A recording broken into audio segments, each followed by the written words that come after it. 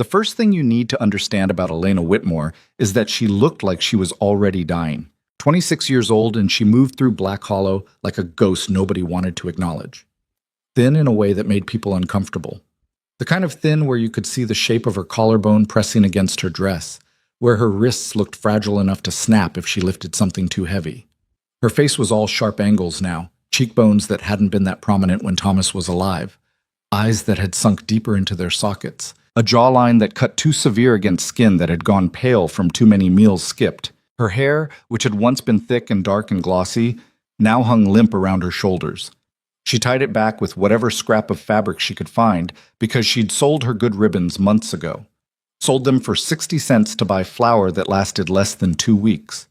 The people of Black Hollow had stopped meeting her eyes sometime around October. It wasn't cruelty exactly, more like preemptive grief. They'd already decided how this story ended, and watching it happen in slow motion made them uncomfortable. Better to look away. Better to pretend they didn't notice her getting thinner, quieter, more translucent with each passing week. Thomas Whitmore had died in a tunnel explosion up in the northern rail camp 7 months ago. They'd sent his body back in a pine box that Elena couldn't afford but couldn't refuse. The railroad company sent a letter expressing their deepest condolences and a check for $47. Apparently that's what her husband's life was worth after you subtracted the cost of the coffin and the transportation fees. $47. She'd spent 31 of it on the burial. The rest went to feed her daughters for 3 weeks. Margaret was 7, Sarah was 5, and they were hungry in that specific way children get when hunger becomes normal, not complaining anymore, just quiet and tired and too small for their ages. The ranch was dying too, not dramatically, not all at once. Just the slow, inevitable collapse of something that can't sustain itself anymore. Fences sagging under snow they'd never get repaired. The barn with a hole in the roof that grew a little bigger every time the wind picked up. 3 horses sold off one by one until only Rosie was left, and Rosie was old enough that Elena wasn't sure how many more winters she had in her. The cattle were gone except for 2 cows that produced barely enough milk to keep the girls from getting sick. The chickens had been reduced to 4 nervous hens that didn't lay consistently anymore because they could sense the desperation in the air. Everything was falling apart in increments too small to fight and too constant to ignore. And then the foreclosure notice arrived. Elena found it nailed to her front door on a Tuesday morning while frost was still thick on the ground. Heavy paper. Official seal. The kind of document that doesn't care about your circumstances.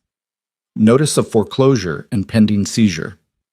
She read it 3 times standing there on the porch with her shawl pulled tight against the cold, her breath making small clouds in the air, her fingers going numb where they gripped the edges of the paper. 5 days. They were giving her 5 days to vacate the property, or the sheriff would remove them by force. The mortgage holder, some investment company she'd never heard of, claimed she'd missed 4 payments, which was true. She had. Because Thomas was dead and the railroad's $47 hadn't stretched far enough to cover both food and land payments, and Elena had made the choice any mother would make. She fed her daughters. Now they were taking the house. Elena stood there on the porch for a long time after she finished reading. Long enough that Margaret came outside wrapped in a too thin blanket and asked if she was okay. "I'm fine, sweetheart." "You're crying." "It's just the cold. Go back inside where it's warm." Warm was a generous word for it. They were burning furniture now, chair legs and broken crates and anything made of wood that wasn't structural. The woodpile had run out in November. Elena had tried chopping more herself, but she didn't have Thomas's strength, and after 4 hours of swinging the axe, she'd managed to split maybe a quarter of what he could have done in one. That night she sat at the kitchen table after the girls had gone to sleep and tried to make the numbers work. She had $11 left. The foreclosure couldn't be stopped without paying $240 in back payments. There was no universe in which those numbers reconciled. She could try talking to the bank in town, but she already knew how that conversation would go. She'd been there twice before. The bank manager, a soft-handed man named Morris who'd never missed a meal in his life, had looked at her with something between pity and contempt and explained that banks couldn't operate on charity. "You understand our position, Mrs. Whitmore." She understood their position fine. They didn't give a damn if she and her daughters ended up freezing to death in a snowbank somewhere. Dead widows didn't hurt quarterly profits. Elena blew out the lamp and sat in the darkness and tried not to think about what happened to women with no money and no family and 2 children to feed. The options weren't good. She could try finding work, but there wasn't any. Not in Black Hollow, not in winter.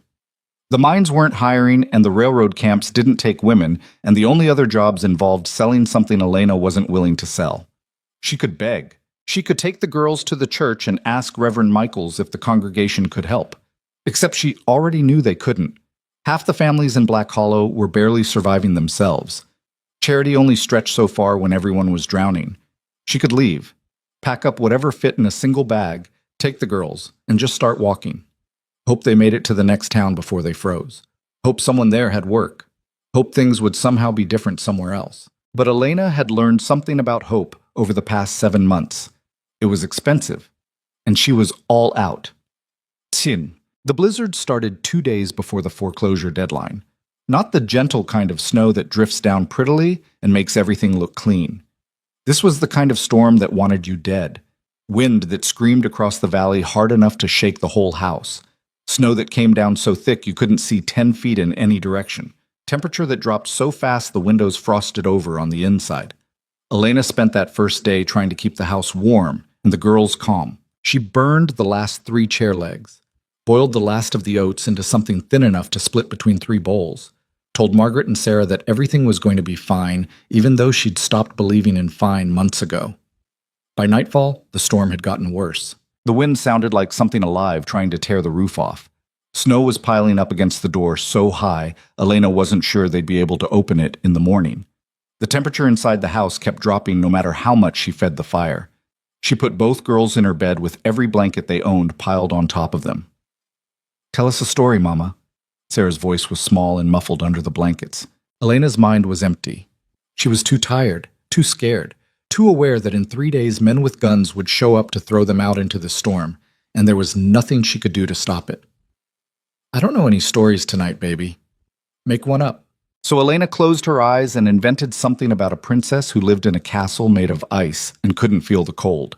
She made it up as she went, barely paying attention to the words, just letting her voice fill the silence so her daughters could fall asleep without being afraid. She was just getting to the part where the ice princess found a magical horse when she heard it, a sound that didn't belong to the storm. Thump, heavy, deliberate. From the front porch, Elena went still, listening. For a moment there was nothing but wind. She'd almost convinced herself she'd imagined it when it came again. Thump, thump. Someone was out there. Her first instinct was fear. Nobody traveled in weather like this. Nobody showed up at isolated ranches in the middle of blizzards unless they were lost or desperate or looking for something specific. And Elena had nothing worth stealing except 2 daughters she'd die protecting. She slipped out of bed carefully so she wouldn't wake the girls, crossed to the bureau where Thomas's rifle was propped in the corner.